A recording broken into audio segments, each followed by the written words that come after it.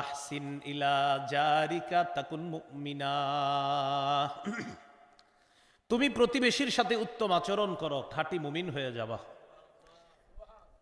দেখেন আল্লাহ রসুল কথাটা কত সহজে বলে দিলেন, তুমি প্রতিবেশীর সাথে উত্তম আচরণ করো, খাঁটি মুমিন হবা।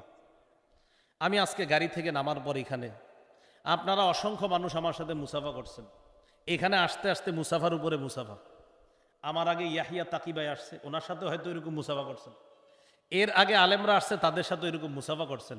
কিন্তু যারা আজকে আমার সাথে মুসাফা করছেন তাদের মধ্যে এমনও লোক আছেন যিনি গত 10 বছর আপনার কোনো প্রতিবেশীকে সালাম দেন নাই। তাহলে মুসাফা করলেন আমার সাথে নামার পর, কিন্তু এমনও লোক আছেন প্রতিবেশীর সাথে গত 10 বছর আপনি সালাম দেন না। কেন? আরে এত আমার পাশের ঘরের আব্দুর রহিম, আরে কি সালাম দেন? এত পাশের ঘরে ইউসুফ মিয়া, আরে সালাম দেন না কেন? আহা হুজুর তো বাতিজা আমার, সালাম দেন না। অথচ আল্লাহ রসুল সাল্লাল্লাহু আলাইহি সাল্লাম বলেন, প্রতিবেশীর হক আদায় করো, প্রতিনিয়ত সালামের মাধ্যমে হলেও প্রতিবেশীর হক আদায় করো। বলেন আমার সাথে, আসসালামু আলাইকুম। আপনার উপর শান্তি বর্ষিত হোক। তো প্রতিবেশীর উপর শান্তি বর্ষিত হোক চান না?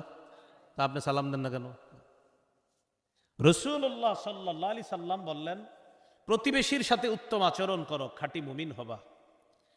নবীজি বলেন, শোনো, তুমি গোস্ত রান্না করলে ঝোলটা একটু বাড়ায়া দিবা। সাহাবীরা অবাক, ঝোল বাড়ায়া কেন? নবীজি বলেন, তোমার প্রতিবেশীর নাকে গোস্তের ঝোলের ঘ্রাণ যাবে, তারপর তারও মন চাইবে গোস্ত খাইতে। হয়তো তুমি গোস্তের টুকরা তার জন্য পাঠাতে পারবা না, হয়তো তোমার সামর্থ্য কম, অন্তত একটু ঝোল পাঠায়া দিও, যেন সে ঝোল ভিজিয়ে ভাত বা রুটি খেতে পারে। কিন্তু তুমি গোস্তের ঝোলের ঘ্রাণ দিয়ে কোনো প্রতিবেশীকে কষ্ট দিবা। আমার উম্মত ঝোলের ঘ্রাণে তার কষ্ট হবে, আমি নবী তো এটা সহ্য করতে পারি না। দেখছেন মুমিন কারে বলে নবী শিখাচ্ছে। সাথে সাথে নবী বললেন, যদি তুমি মনে করো প্রতিবেশীকে দিবা না, তাহলে গোস্ত এমনভাবে রানতে হবে যেন গ্রান বাহিরে না যায়।